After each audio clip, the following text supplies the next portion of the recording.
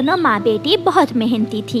बेटी का नाम गुड़िया और माँ का नाम रानो चिड़िया था। रानो चिड़िया और उसकी बेटी अपने घर के पास में ही ठंडे ठंडे मौसम में गरम गरम समोसे बेचा करती थी।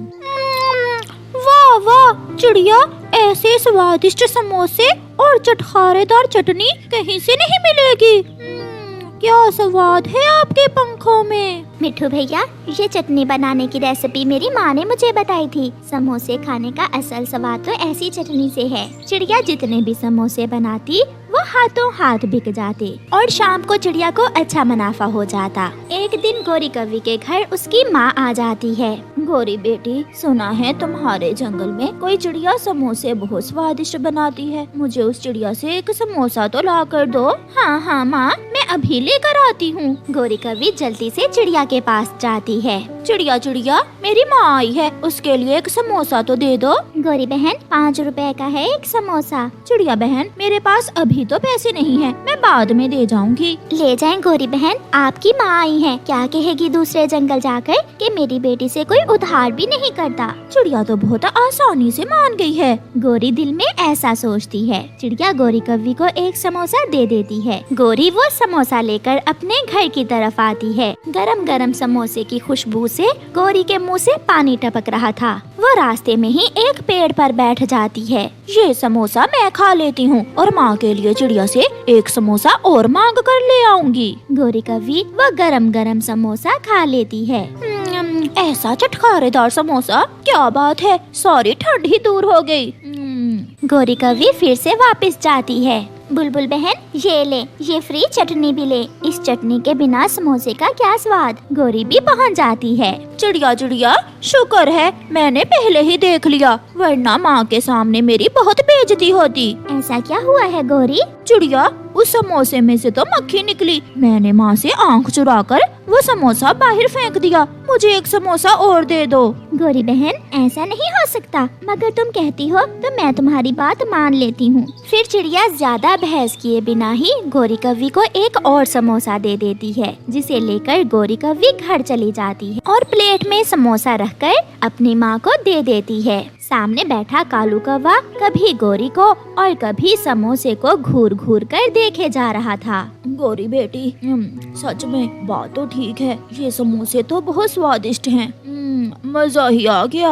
अपनी माँ के लिए तो समोसा ले आई हो, मेरे लिए भी एक ले आती तो क्या था। चुप कर जाओ कालू। फिर गोरी कालू के कान में जाकर कहती है, उधार लाई हूँ, बहुत मुश्किल से चिड़िया से मैंने समोसा लिया है। दूसरे दिन गोरी कव्वी की माँ चली जाती है, मगर गोरी और कालू का समोसे खाने को फिर से मन कर रहा था। कालू जी, किसी न किसी तरह उसे चिड़िया के समोसे खाएं। पैसे तो है नहीं हमारे पास और उधार तो अब चिड़िया देने वाली नहीं। जो उधार मिलना था वो तुम्हारी माँ खा गई। चोरी। कालू, क्यों ना हम चिड़िया के ढेर सारे समोसे चोरी कर लें और फिर मजे मजे से खाएंगे। मगर कैसे। फिर गोरी कव्वी कालू के कान में कोई बात बताती है और वो दोनों चिड़िया के समोसों के ठेले की तरफ जाते हैं। समोसे समोसे, गरम चटखारेदार समोसे, मीठी और तीखी चटनी के साथ गरम गरम समोसे। कालू एक पेड़ के पीछे छुपकर बैठ जाता है और गोरी कव्वी चिड़िया के पास आती है। चिड़िया चिड़िया, जल्दी चलो, कबूतर पर एक बड़ी चील ने हमला कर दिया है, उसका पंख टूट गया है। हाय, मैं मर गई, मेरा कबूतर भाई, जल्दी चलो गोरी। चिड़िया गोरी कव्वी के साथ वहाँ से चली जाती है। कौवा पेड़ के पीछे से ये सब देख रहा था, मगर कौवे को ये नहीं मालूम था कि चिड़िया की बेटी भी वहाँ बैठी हुई है। कौवा उड़ता है और जल्दी से जाकर जैसे ही समोसा उठाने की कोशिश करता है, गुड़िया चमचे से कौवे को मारती है। हटो हटो काले कौवे, मेरे समोसे क्यों गंदे कर रहे हो। कालू कौवा चमचे से बचता हुआ गरम गरम तेल की कढ़ाई में गिर जाता है। हाय, मर गया, मर गया, मैं मर गया। गोरी, मुझे बचाओ। अंकल, अंकल कौवे, ये तो आप हैं। क्या जरूरत थी ऐसे चोरी करने की, मुझसे मांग कर ले लिया होता एक समोसा। कौवा जान से तो बच जाता है, मगर गरम गरम घी ने उसे भून कर रख दिया था। रात को कौवा अपने घर में बैठा रो रहा था। गोरी,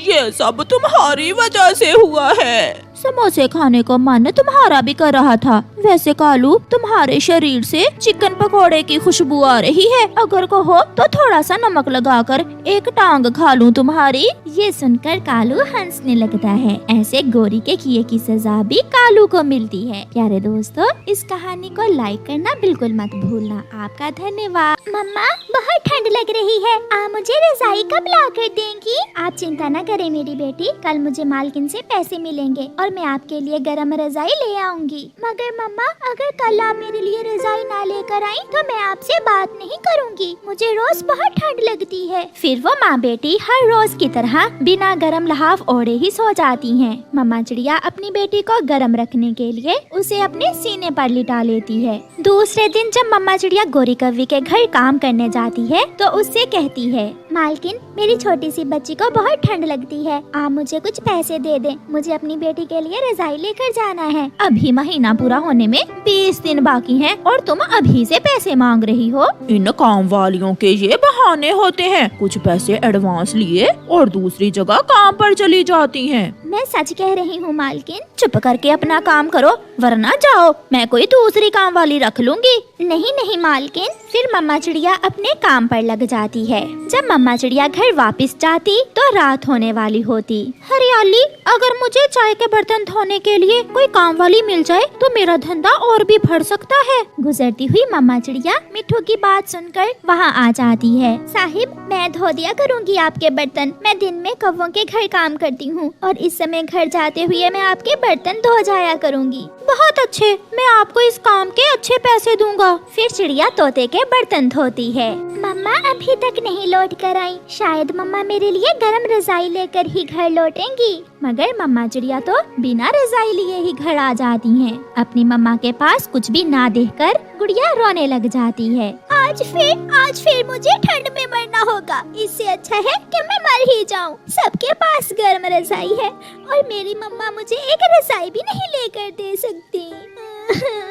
गुड़िया बेटी, गोरी कव्वी मालकिन के पास आज पैसे नहीं थे। कल आपके लिए रजाई ले आऊंगी। कल कल कल, हर रोज कल। ना जाने वो कल कब आएगी। मम्मा चिड़िया अपनी पुरानी चादर गुड़िया के ऊपर देकर गुड़िया को सुला देती है। 50 रुपए आज मिट्ठू से मिलके कल मैं मिट्ठू के बर्तन धोकर अपनी गुड़िया के लिए रजाई ले सकूंगी। ये सोचकर मम्मा चिड़िया बहुत खुश हो रही थी। फिर दूसरे दिन मम्मा चिड़िया पहले कौवों के घर काम करती है। वो ठंडे पानी से बर्तन धोती और कड़ाके की ठंड में घर की सफाई करती। उसे ये सब करना था क्योंकि उसे अपना और अपनी बेटी का पेट जो पालना था। गोरी कव्वी के घर का काम करने के बाद चिड़िया मिट्ठू तोते के चाय के ढाबे पर जाकर बर्तन धोती। आज उसके पास इतने पैसे थे कि वो अपनी गुड़िया के लिए रजाई ले सके। मम्मा चिड़िया अपनी बेटी के लिए रजाई लेने जा रही थी कि रास्ते में उसे एक जगह कुछ पक्षी इकट्ठे हुए दिखाई देते हैं। बहुत चोट आई है, न जाने ये पक्षी कौन है। फाख्ता भी ये सब देख रही थी। मैना तो बूढ़ी थी, वो कैसे उसकी मदद कर सकती थी। और चील ऐसा कहते हुए वहाँ से चली जाती है। मुझे घर में काम है, कोई इसे बुलबुल डॉक्टर के पास ले जाए। आपकी आँखों के सामने कोई मर रहा है और आप सब इसका तमाशा देख रहे हैं। तो फिर चिड़िया, तुम ही बताओ, कौन इसे डॉक्टर के पास लेकर जाए और कौन इसके इलाज पर पैसे खर्च करे। चिड़िया कुछ सोचे बिना एक ऑटो को रोकती है और उस घायल पक्षी को